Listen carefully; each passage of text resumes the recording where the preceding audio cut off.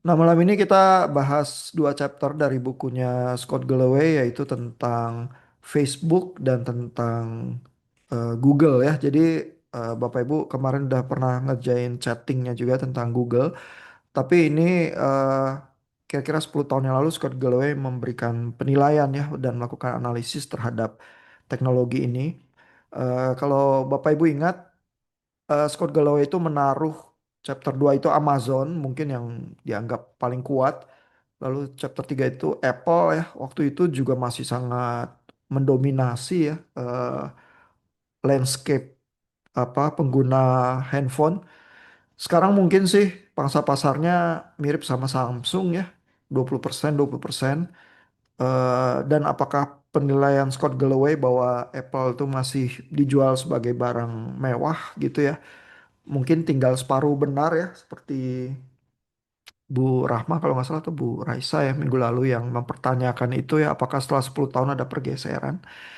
Nah, malam ini kita bahas Facebook sama Google gitu ya, di kondisi tahun 2017 itu dan analisis dari Scott Galloway. Nah, jadi kita bisa bayangkan tahun 2017 tuh Facebook masih cukup kuat ya, karena even ditaruh di depannya Google ya oleh Scott Galloway ya. Dan kekuatannya dari Facebook itu pertama adalah jumlah penggunanya ya. Jadi sebelum ada kalau WhatsApp sama Instagram kan basically punya Facebook juga ya sebenarnya ya. Jadi sebenarnya masih dimonopoli oleh satu perusahaan ini. Konon Mark Zuckerberg itu melihat perkembangan subscribernya Instagram itu mirip dengan Facebook waktu di awal ya, sehingga dengan cepat mengambil keputusan untuk mencaplok aja perusahaannya, dan kebetulan Instagramnya juga senang ya dicaplok sama Facebook karena berarti mendapatkan modal segar untuk bisa ekspansi gitu ya. Nah, jadi itu juga mungkin salah satu rumus yang dipakai perusahaan-perusahaan raksasa supaya nggak terkubur begitu aja tanpa pertarungan, mencaplok ya, daripada kena innovators dilema, nggak bisa bergerak maju ke teknologi disruptif yang baru, mendingan dia caplok aja startup. Tapi kalau mencaplok sih tergantung perusahaannya juga ya, mau dicaplok atau enggak gitu ya. Terus habis itu dia mengembangkan dari sana. Nah, si apa Facebook ini berhasil melakukan manuver-manuver yang semacam itu ya, terhadap WhatsApp dan terhadap IG gitu ya. Nah, tapi di tahun 2017 ini Galloway udah melihat ya betapa kecepatan berkembangnya Facebook itu luar biasa tinggi ya, dan apa bisa mencapai ini 3,5 eh, atau 2 miliar lah waktu itu ya, padahal penduduk bumi mungkin berapa, 7 miliaran kali waktu itu, atau 6 miliar ya. Jadi sepertiganya ada di Facebook begitu ya penduduk bumi itu ya. Jadi dengan sangat cepat Facebook itu bisa mengalahkan ya jumlah orang Katolik di dunia, jumlah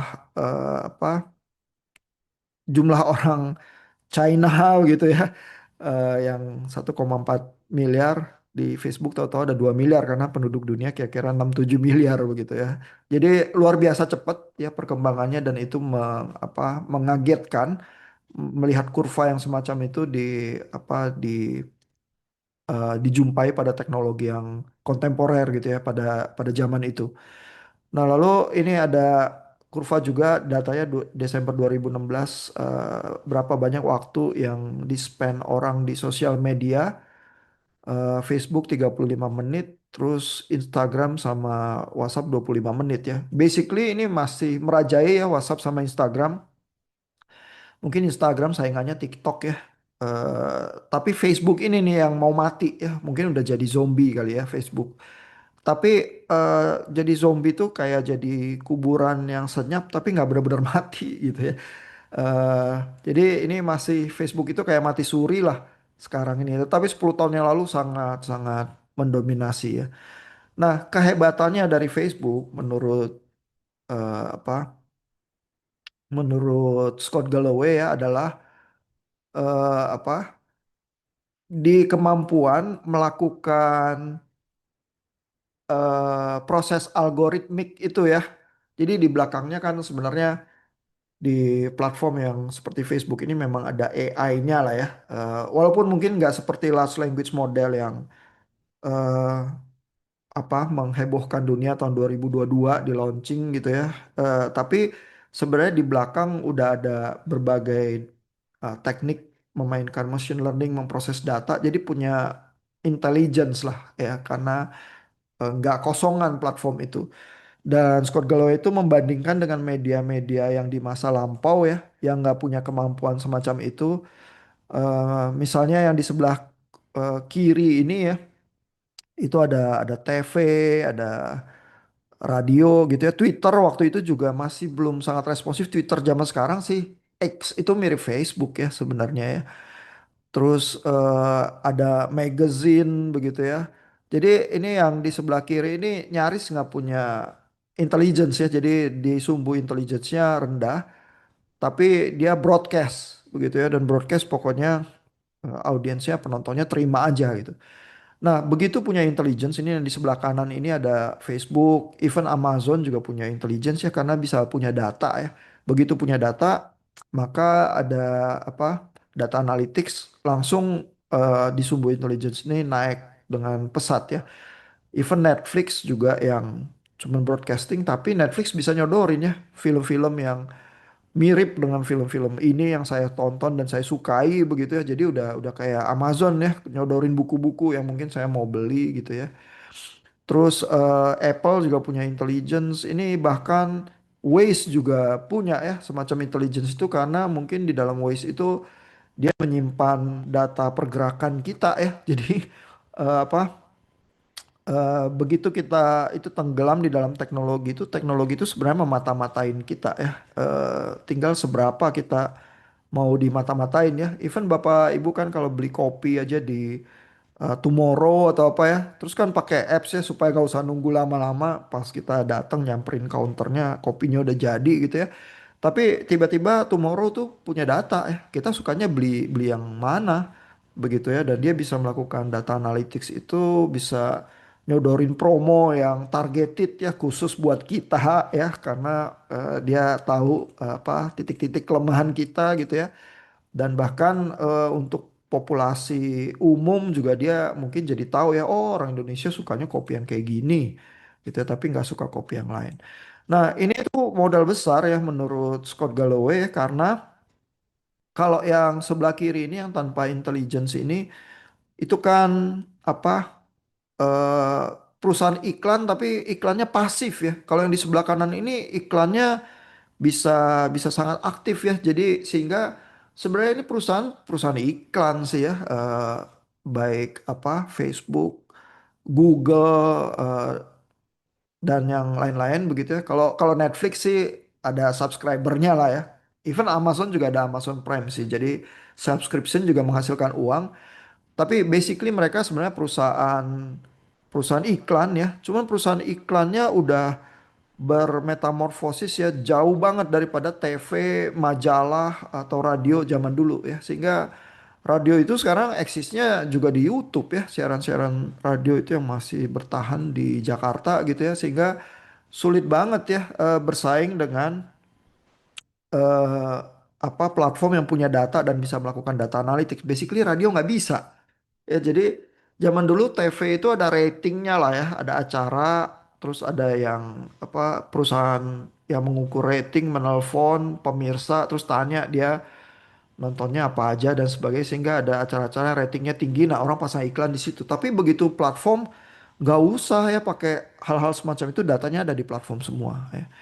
Nah, khusus untuk Facebook karena itu soal relationship ya ini ada kurva ini yang cukup interesting juga ya di bukunya Scott Galloway bahwa ada apa timeline posting per day begitu orang itu single atau in a relationship tiba-tiba ada perbedaan begitu ya kalau dia single dia posting-posting banget ya cari perhatian gitu ya karena butuh butuh pasangan ya dan menemukannya mungkin salah satunya di media sosial yang menjanjikan ya Facebook zaman sekarang kali IG gitu kali ya yang untuk apa kebutuhan serupa.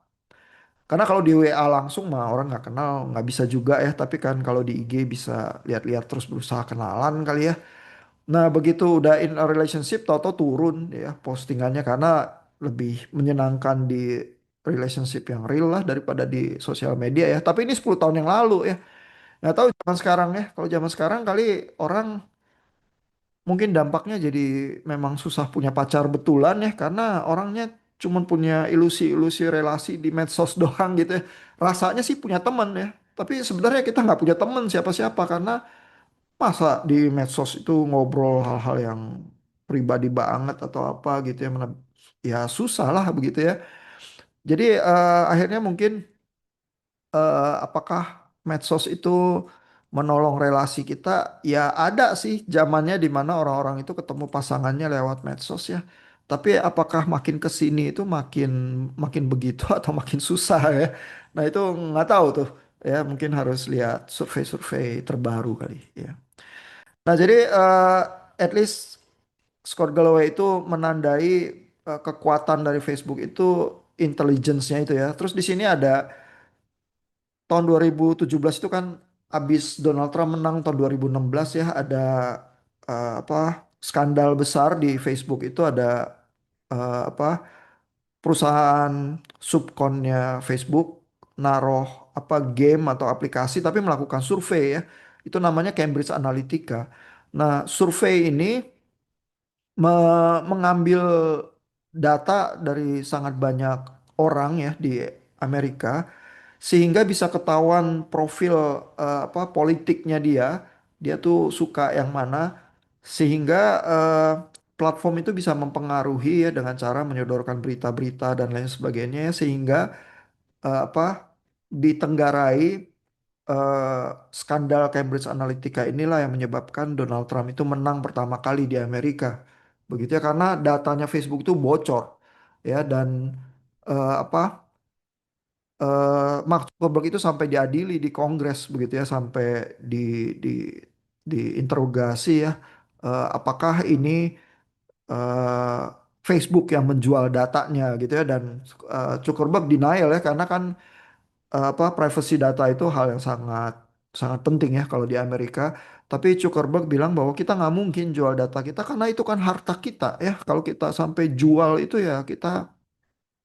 bunuh diri lah apa kehilangan harta kita sendiri gitu ya. Jadi yang itu lewat ternyata Donald Trump menang lagi gitu ya. Mungkin tanpa skandal yang berarti ya, simply karena mungkin apa rakyat Amerika itu sampai di satu titik setelah pandemi sangat tidak puas ya terhadap ekonomi dari Joe Biden sehingga mengharapkan ya bahwa Donald Trump itu yang bisa memperbaiki terutama karena Donald Trump itu apa kampanyenya sangat populis ya. Janjiin apa aja ya, terserah bisa dipenuhi atau tidak dan banyak juga janjinya yang terbukti nggak terpenuhi ya. Tapi kan kalau kampanye ngomong apa aja lah supaya rakyat itu mau milih ya. Gejala seperti itu kan di Indonesia juga ya terjadi ya dan mungkin di Indonesia juga ada perang medsos tersendiri ya karena ada buzzernya, ada influencernya yang sangat aktif juga ya karena ada kepentingan-kepentingan partai dan politisi tertentu ya yang dipertaruhkan karena bukan cuma sekedar mungkin status politik atau kedudukan politiknya tapi kan banyak bisnis juga yang bermain ya akibat kemenangan politik tertentu ya sehingga orang mau aja ya menyuntik uang ke sana karena demi kelangsungan bisnisnya atau hal-hal yang lain lagi begitu ya. Jadi ini persoalannya selalu rumit ya dan disruptif teknologi ini eh, ikut bermain ya bahkan di dalam kancah politik bahkan bisa membuat ketidakstabilan ya dalam hal ini Facebook itu eh, apa menjadi semacam katalisator ya terhadap apa rapuhnya demokrasi ya. At least di Amerika kasusnya semacam itu ya. Nah ini ada kurva juga ya yang di bukunya Scott Galloway. WPP ini perusahaan iklan besar yang beralih ke Facebook angkanya 591 dari Facebook beralih ke WPP cuma 17 ya. Jadi yang hijrah ke Facebook sama hijrah ke Google-nya yang bocor itu jauh lebih banyak daripada yang masuk ke WPP gitu ya. Sehingga sebenarnya Google itu perusahaan apa sih? Perusahaan teknologi, bukan perusahaan iklan ya. Facebook itu perusahaan apa sih? Perusahaan ini pertemanan ya, bukan, dia perusahaan iklan juga gitu ya. Karena yang terancam, yang hancur duluan perusahaan iklan klasik ini gitu ya. Dan perusahaan iklan klasik ini kan juga adalah semacam bahan bakarnya ya untuk semua media yang pra platform yang semacam ini ya, media-media TV, radio, koran itu kan juga tadinya perusahaan iklan ya. Sehingga begitu ada dinamika semacam ini, media yang klasik itu juga sekarang hancur-hancuran ya. Nyaris nggak ada media klasik yang hidupnya mudah ya. Radio susah, koran susah. Mungkin koran yang bertahan itu ya, ya Kompas kalau di Indonesia ya, mungkin yang masih eh, apa banyak menerima respect ya. Terus malah yang kalau orang mau cari berita yang mungkin agak netral, nggak clickbait ya, nggak ngomong sembarangan gitu ya, itu mungkin malah CNN Indonesia kali ya yang berusaha cek recheck dan lain sebagainya gitu ya. Mungkin sih nggak selaku media yang nyinyir ya, tapi media yang nyinyir itu mungkin senangnya sesaat, lama-lama membahayakan, terus orang tahu juga membahayakannya. Even dulu waktu lagi panas-panasnya apa kampanye-kampanye politik ya tahun 2014 2019, ada media yang sangat apa partisan ya, sangat memihak ya. Misalnya Republika ya, Republika itu dulu ini banget ya, apa nada beritanya itu satu warna gitu ya. Tapi sekarang justru bergeser ke spektrum yang lebih terhormat ya, analisisnya itu lebih serius ya. Ada cek recheck ya, lebih netral. Jadi sekarang saya juga suka baca Republika daripada misalnya baca, aduh apa sih eh media-media yang suka nongol di YouTube ya, tapi isinya gambar-gambar terus dikasih narasi. Masalahnya adalah gambar itu dinarasiin bisa apa aja ya. Jadi kan takut ya, itu sebenarnya beritanya bisa dipercaya atau enggak gitu ya.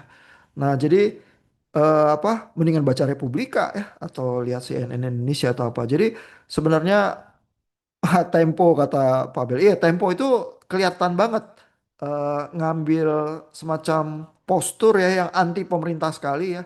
Terus kayak ada apa channelnya di YouTube bocor halus gitu ya. Itu kayak channel gosip gitu ya. Karena kalau kita dengerin ya apa iya ya sebenarnya eh, kayak standar jurnalisme ya bahwa eh, dia cek juga nggak apa pendapat yang dari berseberangan gitu ya. Itu diceritakan juga nggak. Terus apakah sumbernya dia bisa ada sumber independen lagi ya kalau jurnalisme yang klasik itu yang pakai standar ya. Dia kalau cuma satu sumber aja terus nggak bisa diverifikasi dia nggak mau memberitakan yang kayak gitu karena itu jadi gosip gitu ya. Nah, kalau dengerin obrolan bocor halus atau apa itu mirip mirip gosip sih. Jadi tapi itu disukai tuh seringnya misalnya kalau lihat jumlah subscribernya ya atau viewsnya gitu ya sangat tinggi karena pemirsa medsos kita itu sebegitu ya dan terus sangat haus juga ya menelan hal-hal yang sifatnya nyinyir kayak gitu ya. Makanya waktu Agustus tahun lalu ya ada demo mahasiswa ke jalan, terus tiba-tiba ada influencer itu kan yang sampai mau ditangkap ya karena dia menyebarkan bahwa abis ini ada semacam kudeta atau apa gitu ya. Padahal itu isu kan bisa sangat berbahaya ya. Tapi kan dia influencer tuh, dia bukan jurnalisme begitu ya. Tapi masalahnya yang dengerin dia banyak ya, sehingga apa kekacauan politik itu bisa dengan cepat terjadi sebenarnya kalau situasi panas, apalagi ekonomi susah ya dan banyak rakyat itu marah ya.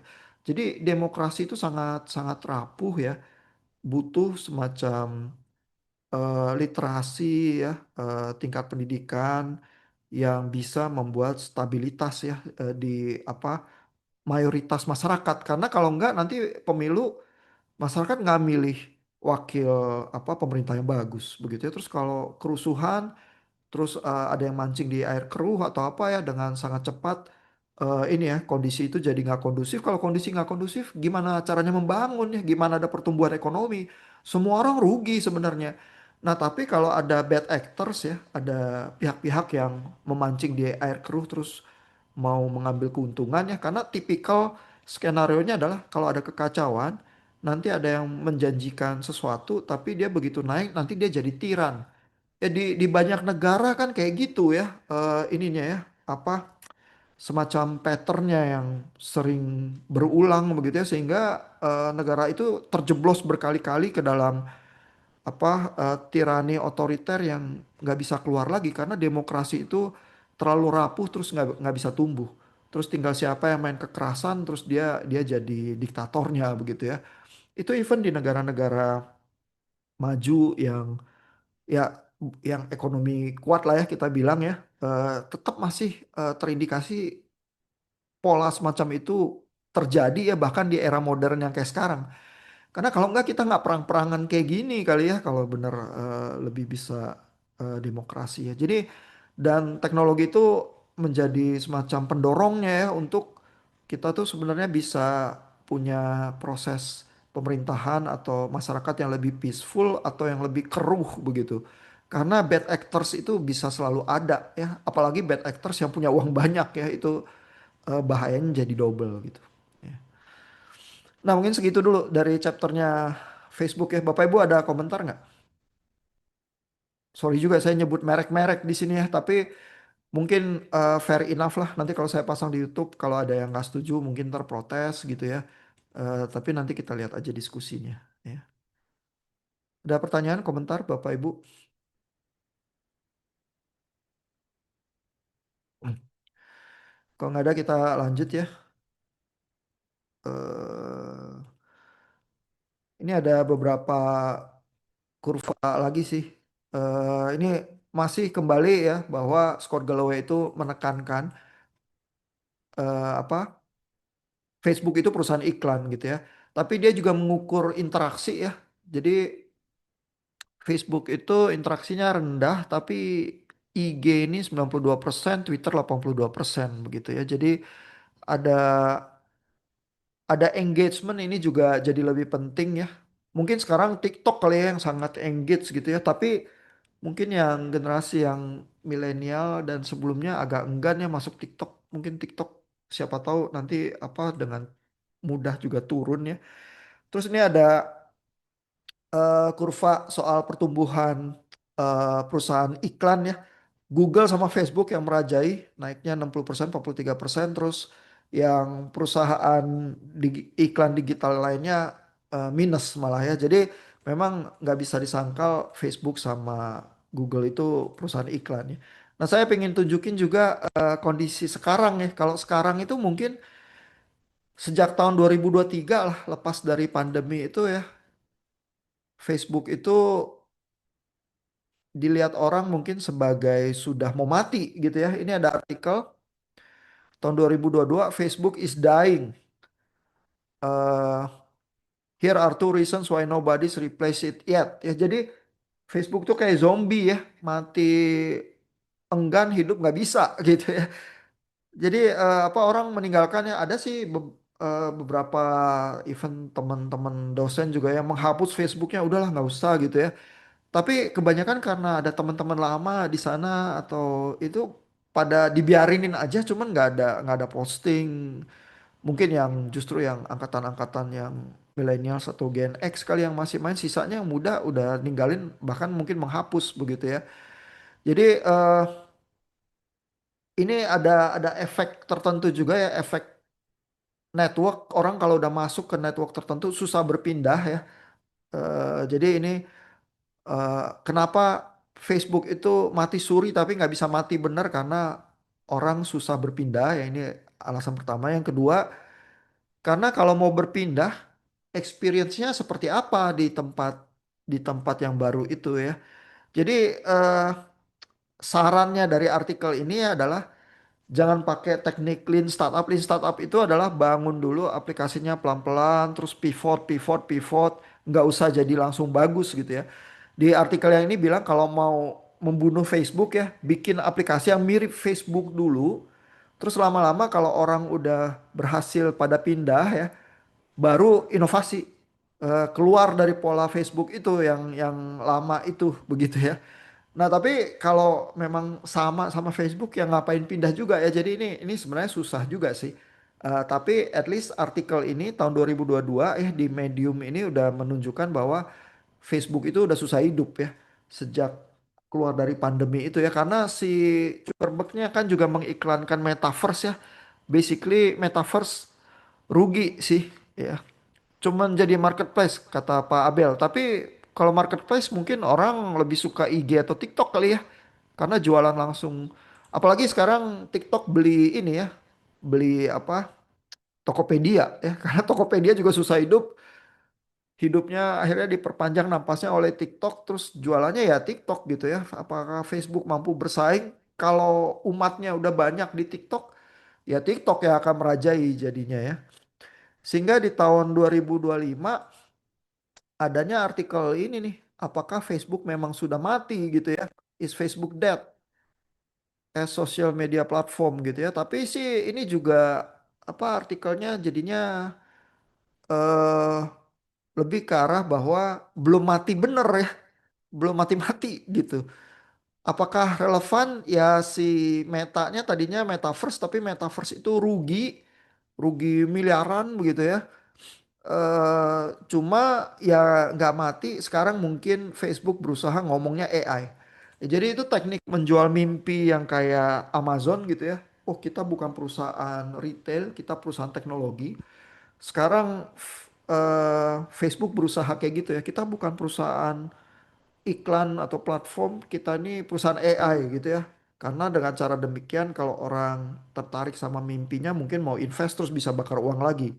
Sama juga kayak Tesla ya. Oh kita juga bukan perusahaan mobil ya karena kalau cuman pabrik mobil aja ya ada Toyota, ada Wuling, ada BYD gitu ya. Kita perusahaan AI ya. Mungkin AI-nya apa? Robot taksi gitu kali ya. Cuman sebenarnya bisnis yang menghasilkan uang kan kita udah lihat juga ya eh, di perusahaannya Elon Musk itu sebenarnya adalah apa proyek-proyek ruang angkasanya ya, meluncurkan satelit apa itu memang jadi uang betulan karena NASA terlalu mahal ya si apa teknologinya yang dipakai oleh Elon Musk itu roketnya bisa di retrieve lagi sehingga jadi jauh lebih hemat.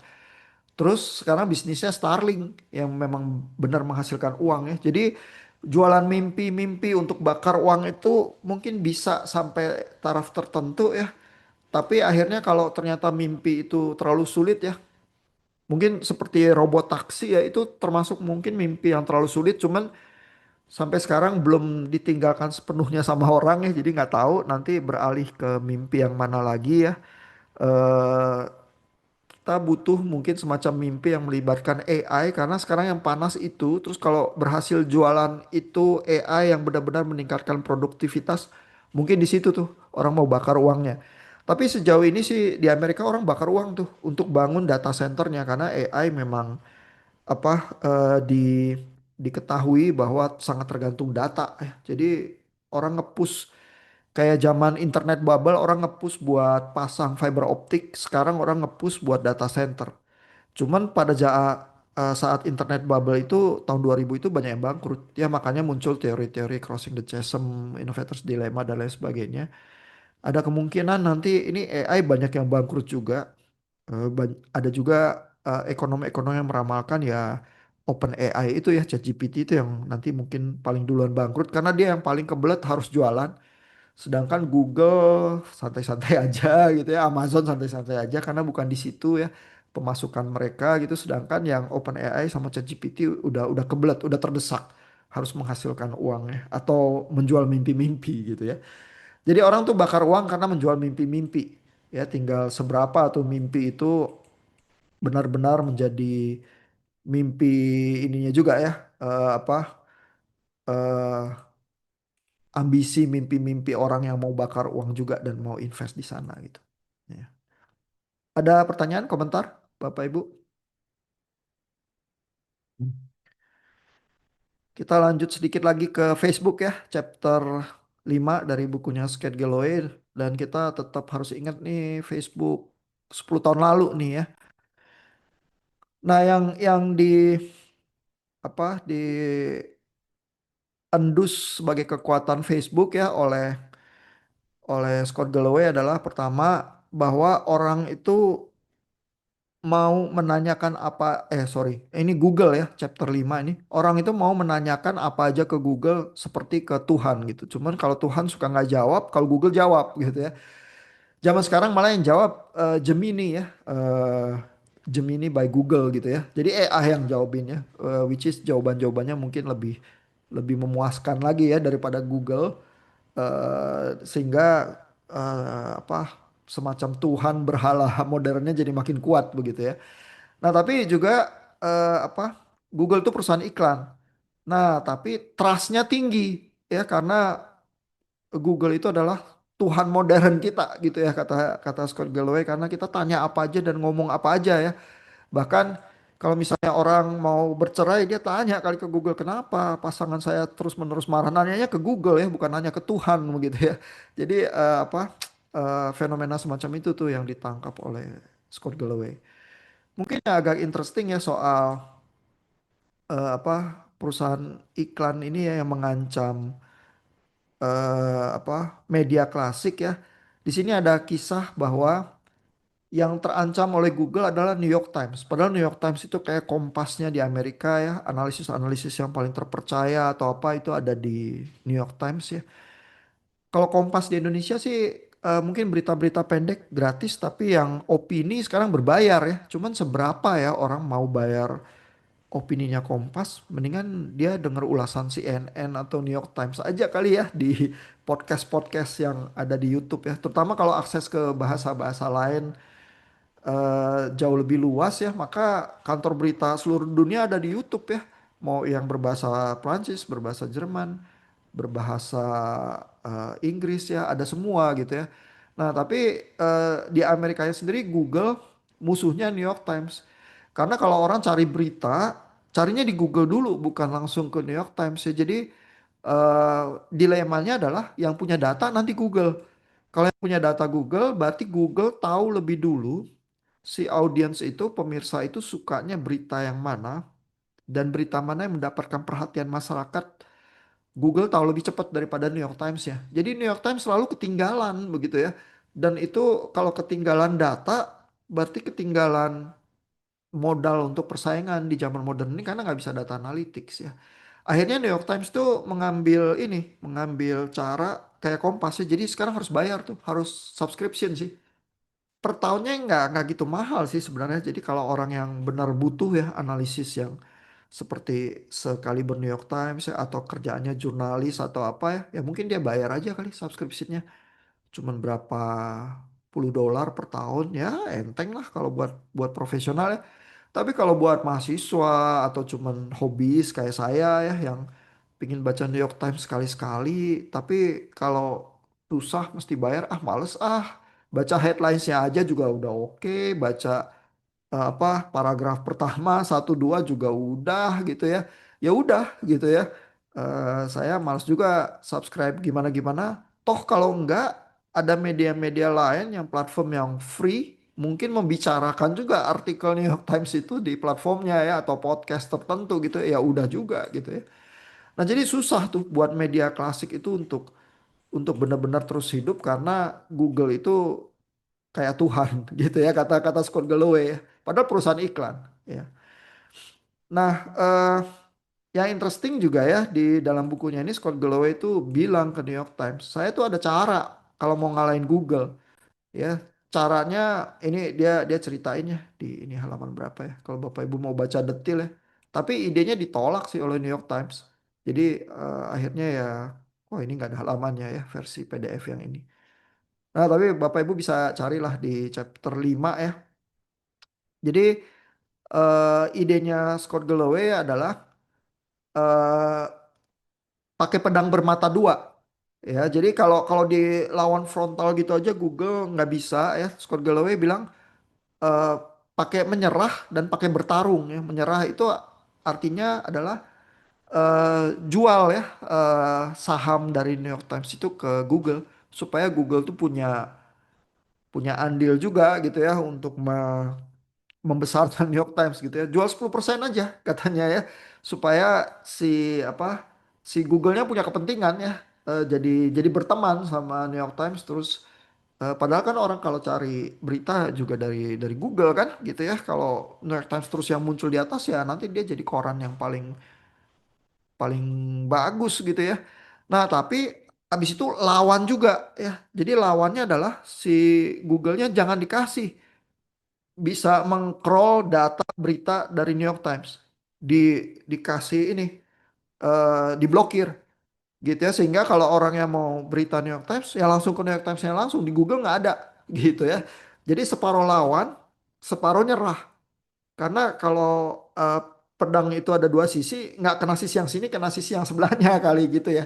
Jadi ini apa sangat sangat cerdas sih si Scott Galloway itu. At least secara strategi bisnis ada kemungkinan bisa menang gitu ya. Tapi idenya ditolak ya. Terus ternyata di dalam persaingan itu juga Google terlampau kuat ya. Karena ada sih search engine yang lain ya yang muncul terus berusaha khusus untuk New York Times aja ya namanya itu apa waktu di zaman itu ya nggak gitu terkenal sih akhirnya karena ketutupan juga sama Google ya namanya about.com gitu ya tentang apa cari berita-berita gitu ya search engine juga tapi about.com ini juga sangat tergantung sama Google jadi dia sangat takut untuk membuat Google marah karena kalau Google sampai marah ya bisa di search nggak kelihatan loh. Ya karena ada isu-isu monopoli memang yang terjadi ya dan terutama di Eropa kali ya karena Uni Eropa nggak takut sama Google jadi di sue Google tuh kalah kalau di Uni Eropa ya karena ada perusahaan travel atau apa yang jual tiket dan perbandingan harga ya kalau di search di Google itu selalu di bawah gitu misalnya terus perusahaan UK kalau nggak salah ya kalau dicari di beritanya di New York Times ada itu dia ngesu Google ya. Nah, tapi di Amerika sendiri, walaupun mulai disu ya Google itu ya, tampaknya berhasil bertahan tuh dari hukum monopoli ya, karena ini ya misalnya salah satu beritanya ya di Reuters, ini masih baru nih Maret 24 tahun 2026 ya. Google fans off news publishers antitrust lawsuit over online search. Jadi ini ada publisher yang nuntut Google sebagai monopoli ya dan menjadi apa penguasa di search engine gitu ya. Nah, masalahnya adalah untuk tuntutan yang semacam ini supaya menang di pengadilan, dia harus membuktikan bahwa Google itu nggak punya saingan. Tapi kan search engine yang lain mah memang ada gitu ya. Jadi cukup sulit secara hukum itu membuktikan bahwa Google itu tinggal satu-satunya loh monopoli loh yang apa me- mengangkangi atau menggagahi dunia internet satu-satunya gitu. Ya search engine yang lain kan ada. Ya even China kan punya search engine-nya sendiri ya, tapi even kali di Amerika juga orang bisa ya mau pakai yang lain ya kalau nggak lewat Google gitu ya.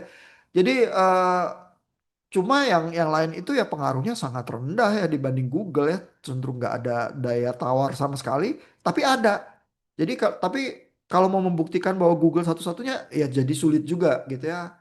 Akhirnya Google tuh masih sering menang walaupun kena tuntutan sana sini ya dan mulai mulai jadi lebih sering ya tuntutan-tuntutan itu ya terhadap terhadap Google karena mulai banyak yang terancam sih ya. Nah, ini terkait eh, Meta ya. Ini apa di Business Insider ini juga artikelnya agak baru ya. Katanya gara-gara iklan metaverse itu ya keluar dari pandemi kan Zuckerberg berusaha bangun metaverse tapi nggak ada yang suka gitu ya. Jadi ruginya 80 miliar dolar katanya. Tapi lab yang apa ngembangin metaverse itu terus ada karena sekarang ngembangin AI. Jadi dia pivot ya. Cuman skala Facebook jadi rugi 80 miliar dolar ya nggak apa-apa terus pivot aja gitu ya. Nah, cuman abis pivot ini apakah dia berhasil atau beneran beralih dari zombie jadi benar-benar mati betulan?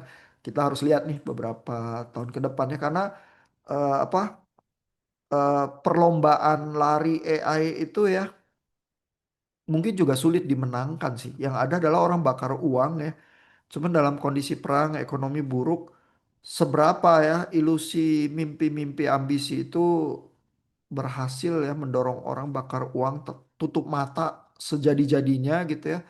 Atau kapan-kapan orang mulai berpikir rasional, terus kalau ada satu, dua yang menarik diri ya yang besar-besar, nanti yang lain ikutan tarik juga.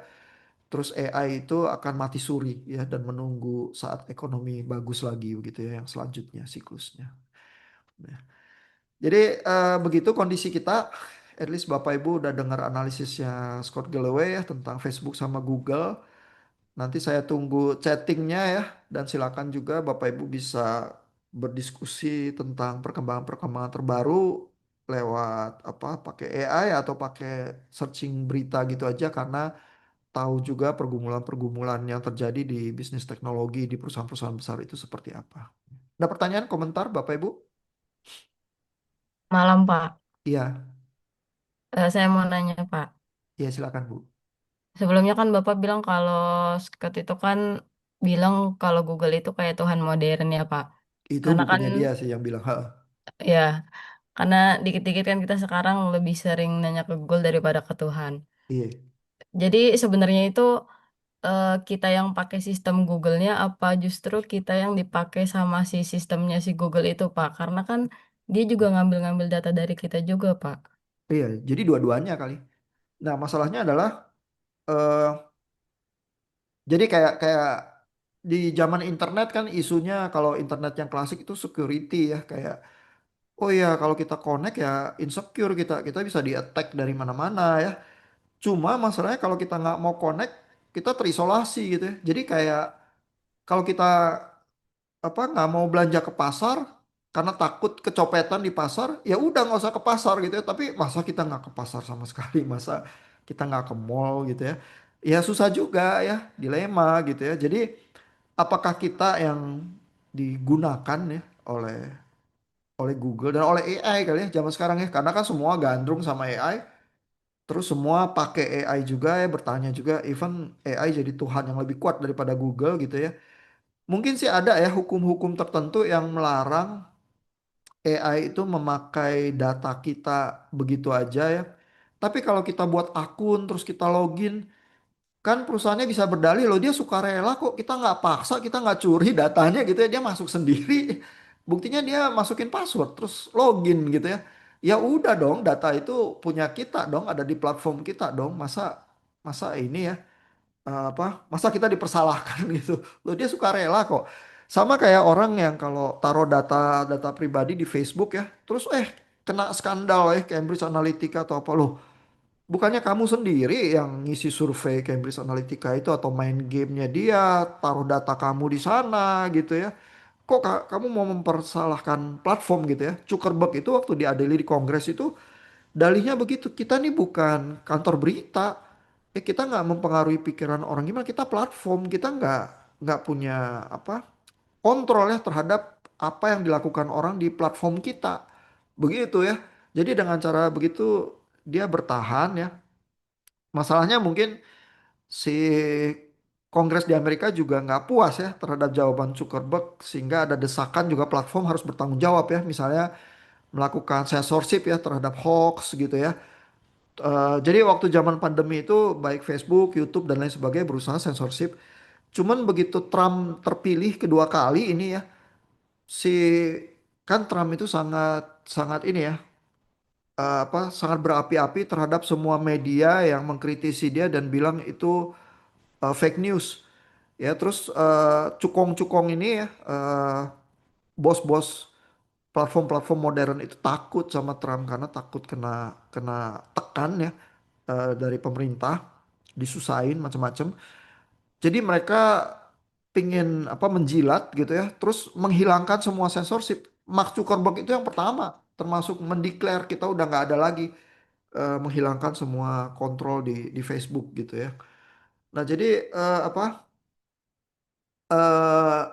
apakah kita ini pengguna atau korban? Ya dua-duanya kali ya. Jadi sehingga mungkin di dunia yang agak ganas seperti sekarang ini kita harus belajar juga melindungi diri ya, jangan tumpahin semua ke platform tanpa kontrol gitu juga gitu ya karena nanti kalau ada apa-apa ya semua platform akan menyalahkan usernya sendiri. Lo itu salah kamu sendiri ya. Kenapa kamu begitu kelakuannya di platform atau naruh data sendiri di sana seperti itu. Gitu.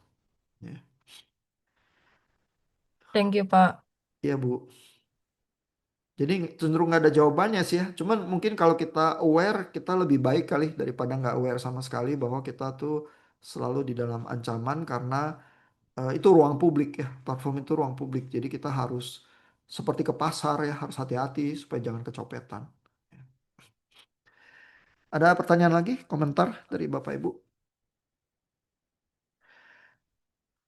Kalau nggak ada kita sampai di sini. Thank you perhatiannya Bapak Ibu. Saya tunggu chattingnya ya nanti di forum ya. Terus yang chatting minggu lalu yang belum dilengkapi masih banyak kelompok yang belum posting. Silakan posting ya sebelum saya scoring. Kalau ada klaim yang menarik nanti kita pilih untuk kita perdebatkan ya. Thank you Bapak Ibu. Selamat istirahat. Selamat Terima malam. kasih, Pak. Terima kasih, Pak. Terima Thank kasih, you. Pak.